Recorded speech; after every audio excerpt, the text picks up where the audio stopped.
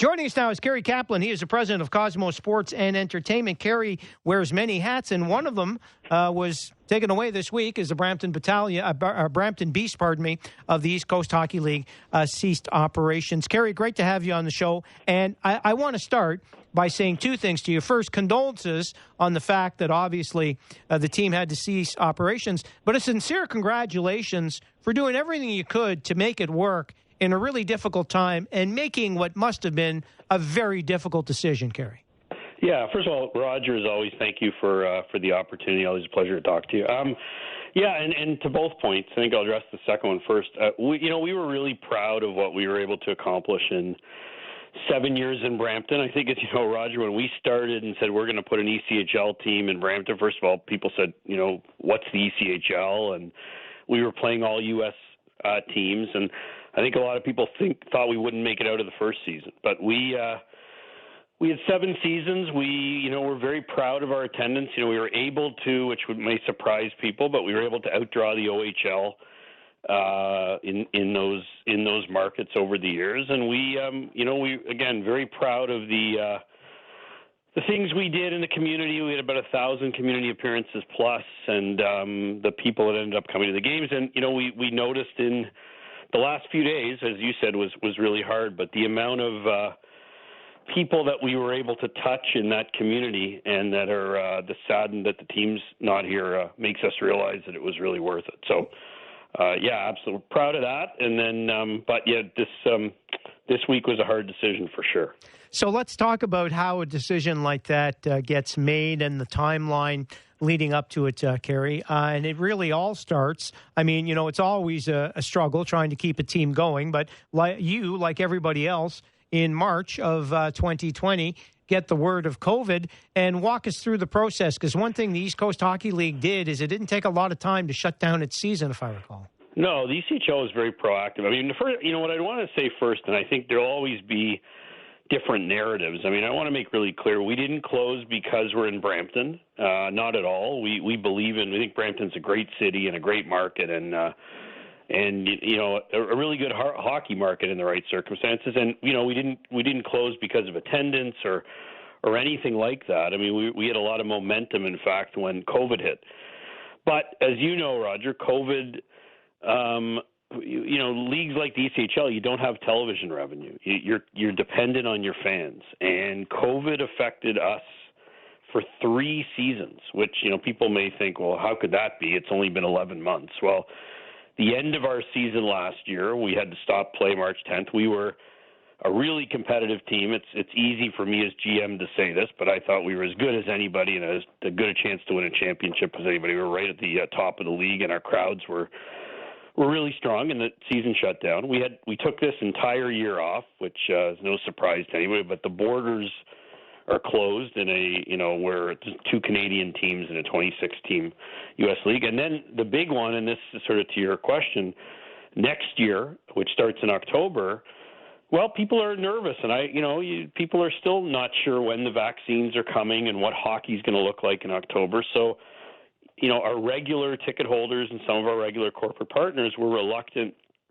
to make decisions for next year. So not too many small businesses can sustain three years of compromised revenues. So it was a hard decision. It was made, for the most part, really over the last few weeks with there's 3 owners, Greg Rose and Phil Fusco and Gurmeet Singh are the 3 owners and myself, and very hard decision, but it was made in the recent weeks. Well, and that's it must have been very tough, and there's no doubt a lot of blood, sweat, and tears went into it. I want to keep you for a bit, Cary, and talk a lot about the general challenges that all sports teams face. And I have a few more questions in particular to Brampton, but I want to just center on something now and maybe go off my script a little bit, especially when you talk about, the 3 seasons being effective, because a lot of people, once they fully understand that, they can get it. And maybe they need to be reminded, Cary, that, yes, so March you're shut down, so you lose your last month of the regular season and playoffs, which is your top time of the year. Anybody who follows hockey knows that. Then you lose the entire season because it's not even worth trying because of the border. And then here we are in February, and they're saying, well, they don't play again until October. But even if you can have people in the stands in October, and as you said, who knows whether or not we can have full stands in. Maybe we're even still only a small percentage of people. Even then, you're looking at a disaster because it takes time, does it not, totally, to run up and sell tickets. And some people, they might know that, but it's not top of mind to them, and they kind of forget that. Well, they do that, and that's, February. We're in February. February is a big selling month for season tickets for teams for next year. So that would apply to the OHL and basketball teams.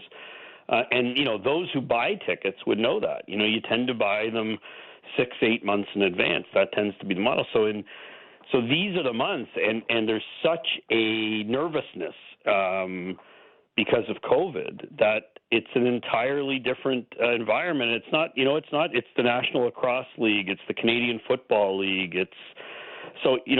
Again, we look at the NHL and NBA, and it's tremendous that they're playing, and it's great to be able to watch that on television. But there are league after league and team after team, let alone events, let alone festivals and events. And again, it's affecting multiple years. And I think it's an important point you make, that it really is spread out over multiple years. Yeah, it's a crunch time to sell tickets at this time when people don't get. They figure, well, why don't you wait and see what happens in September? And to be fair too, Cary, I think to the players, the hockey ecosystem, the Ottawa Senators, your parent team, all of them, there's got to be a degree. You just can't yank a plug a month before a season starts because you just found out, well, there aren't going to be fans in the stands. We're not going to be able to make it. As painful it is, you got to pull the Band-Aid, right? Well, I hope we're we were the first domino. I hope there's only one domino. And I commend the teams that are being able to work through it. I would say to fans out there, if you do support a team in the CPL or the CBL or the CFL or any support, is great. I mean, teams are now offering, and we work with some of those teams at Cosmos. I mean, teams are generally offering money-back guarantees to protect people against risk. But it's really tricky for any of those organizations to find a way to figure it out. I think another thing too, and I mentioned that a lot of people might not be aware of that, the run up to selling tickets and putting on a season starts in February, March, not in September for an Correct. October season. And a lot of people might not be aware or need to be reminded once again of, and you already touched on it, the fact without television revenue, there are no other revenue streams available. There's no way to make it up. And you can do all the virtual online events you want. You can try to play. But, Cary, I think we got a lot of casual sports fans got spoiled by seeing, well, the NHL's playing, the NBA's playing, the NFL's playing. It's like, this is a multi-million-dollar expense these leagues are doing. And I'm not crying sorry for them. I'm just saying that to pull this off requires daily testing, cleanliness. It's just, and, if you're not aware of that, that's just something that minor sports leagues are just not in the financial position to even attempt. Well, and I mean, those are really expensive. But also, I think people, talk about you can sell shirts and you can sell food, and that's a tiny part of revenue. Sports at this level, and I say this level, anybody below the really, really big teams, is 90+% ticket sales and sponsorship. And sponsorship is driven by ticket sales. So you can argue that it's 90% ticket sales. It's not the other things like hot dogs and parking and jerseys. There's generally very little profit, if any, for the teams in almost every situation. So if you say, again, ticket sales and sponsorship dependent on tickets, without that gate revenue, you don't have a chance. And COVID it's not only affected the games, it's the mental thought process for people is, are they going to be comfortable, and how quickly they're going to come back to those venues. So we as you said, Roger, you could argue we made a decision early in February, but we felt it was the right thing and the right right time to do. And again, as I said, I hope there are no other dominoes to follow, and I really commend the other organizations that are staying strong in this environment. But for us, COVID overwhelmed us, and we just, in spite of 7 successful seasons, and we had 680,000 fans at our Beast games, which was kind of amazing when you add it up. People look at it and say, well, there's only 3,000 people there. I said, yeah, but over 7 seasons and 40 games a season, you get close to 750,000 people. So again, I commend the other guys that are fighting through it, but for us, COVID was just too much. A lot of games, too. There's no question about that. Cary Kaplan is the president of Cosmos Sports and Entertainment. I'm Roger Lajoie. After a scoreless first period, the Leafs scored twice early in the second, and the Habs have scored twice back. So they're only 4:08 into period 2, tied at 2. Nick Alberga will join us in the second intermission. Get you all caught up on the Leafs game as we continue our discussion with Cary Kaplan. Cary, do you think this is one thing I just thought about the other day is this will be now the first time that the Mississauga Steelheads will be alone in that market without another hockey team playing in Brampton. Does that improve their chances at success?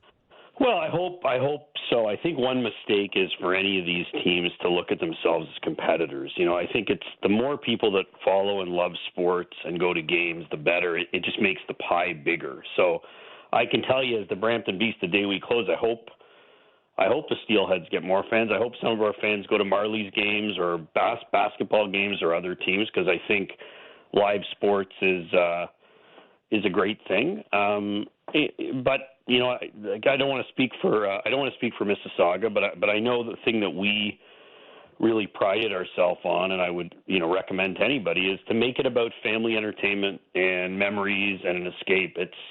There are a lot of hockey games out there in Southern Ontario, but if you can make it something special where people can really remember the experience they had, I think that there's X amount of people that like going to hockey, but there's X times 1,000 people that like being entertained and having fun. And so I wish the Steelheads well, and if some of our Beast fans go to Mississauga, I think that that's a good thing. But I also would say I don't think Brampton will be vacant too long. I think you've got to get to the other side of COVID. But there aren't a lot of arenas in Canada with that amount of seats, and I think ultimately a top-level hockey team will be back in Brampton. Oh, let's hope so, and we shall see. That, of course, will have to be at the end of COVID. Not much doubt about that, and here's hoping that ending is coming sooner rather than later. What do you think of the challenges now faced by the OHL to try and get some kind of a season going? The East Coast Hockey League, because largely a lot of the centers in your former league now, Cary, have governments that are allowing people in the building, so they are going to salvage some kind of a season. Ditto, I guess, for the American Hockey League, although the American Hockey League is not expected to present its Calder Cup. They're just giving, NHL prospects a place to play for 24 games, so that's all right, and there's going to be some obvious sharing of that financial pain with the NHL, because a lot of NHL teams own their team, so those are different. But the OHL is independently run teams in largely small Canadian markets. How is it possible, or is it possible they're going to be able to play any kind of a season, do you think? Yeah, I don't know. I know they're trying. I mean, I don't think they should play a season. I think they, I think the leagues that have made the decision to focus on next year, I think it's a wise thing to do, especially in Ontario, or, where restrictions are high. I mean, that isn't to say you maybe shouldn't have a tournament. I mean, I think it's hard on the players to not play. I mean, for their development, it's a critical seasons for them in the OHL. So, I think it would be great if there was some, but maybe it's a tournament bubble type of environment. If they can financially do that, the bubbles have proven to work. The, teams and players traveling across North America has had mixed reviews. I mean, I think we're very fortunate that no player has succumbed to anything very serious as far as COVID, at least as far as I know. But I mean, there's risk. That doesn't mean players haven't infected family members and people have got sick or tragically passed away from COVID as a result of somebody that played in a sport. So I lean with the doctors. I've been in sports my majority of my life, but I think you got to go with the medical side first. So long answer to a short question, but I think the OHL traveling from city to city in Ontario. First of all, I doubt that the government's going to allow it, but I think it becomes very precarious. I think a bubble type of tournament would be a far better way to go. Yeah, it's going to be rough. That's a tough one. I don't know about the cost for them. Mitch Marner has just put the Leafs up 3-2 on the Habs. 7 minutes now gone in the second period in that game. We'll keep you up to date throughout.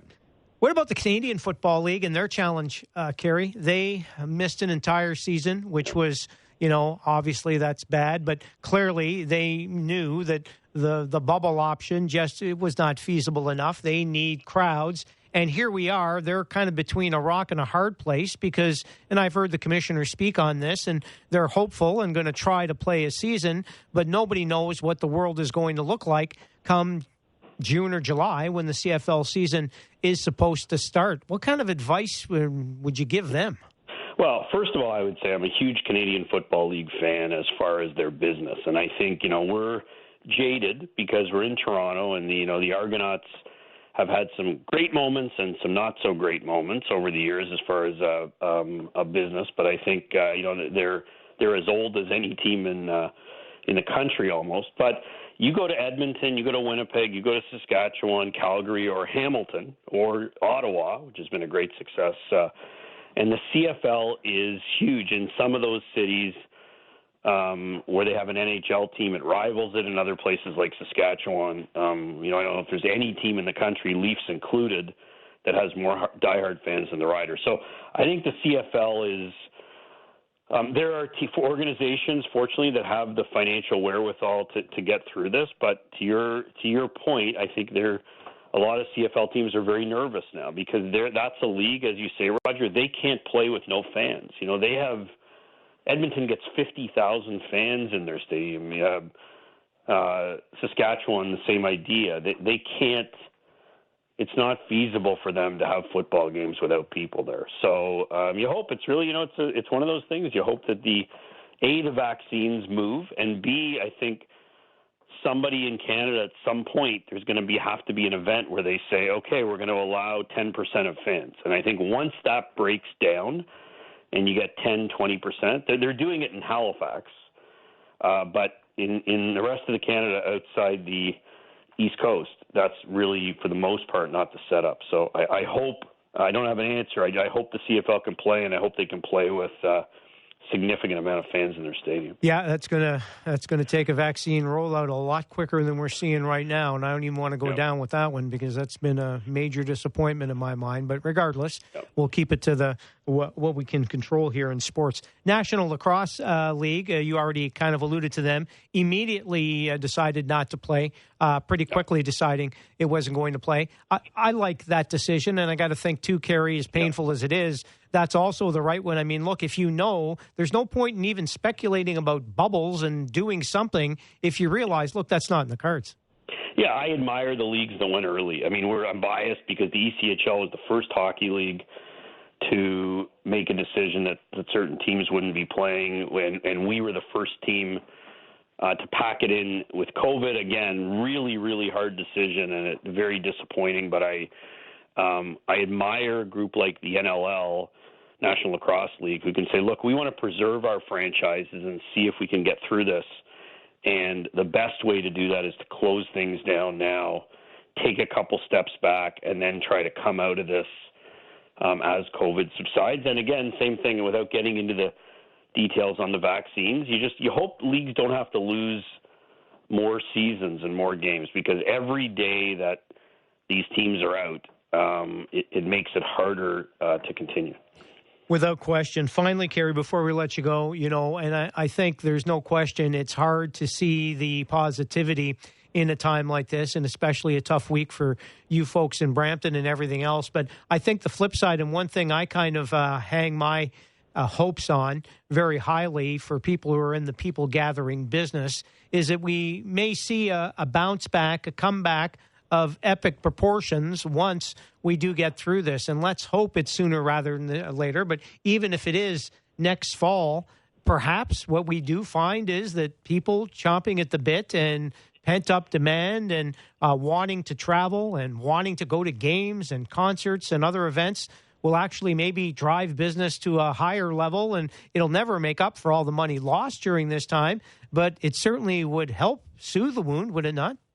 Well, I think the one thing I would say, if anyone else is would hear this from another team, is we closed up and we couldn't get through it. But what we did see, and was a pleasant surprise, frankly, Roger, you and I have talked about the business and how many people follow your team, and I got hundreds. I think I'm at 400. We only let people know a few days ago here. I think I've got 400 emails or calls or texts or tweets, and I don't know if there was one that was really negative about what happened. It was thank yous and sadness. And so the reason I say that in answer to your question is people love going to sports.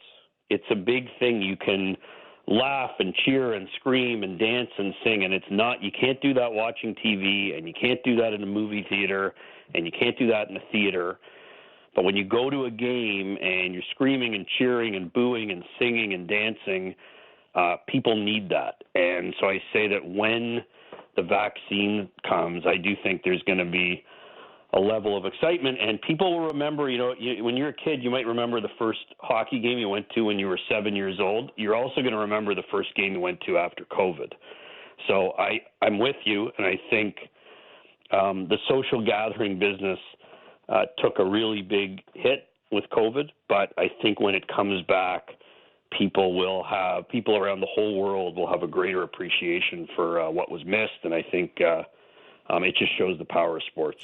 Amen to that. Cary Kaplan is the president of Cosmos Sports and Entertainment, joining us tonight. Cary, great to have you on the show. Thanks so much. Stay well. We'll talk soon. My pleasure. Thanks, Roger. Talk soon. My pleasure. Thanks, Roger. Talk soon. My pleasure. Thanks, Roger. Talk soon. My pleasure. Thanks, Roger.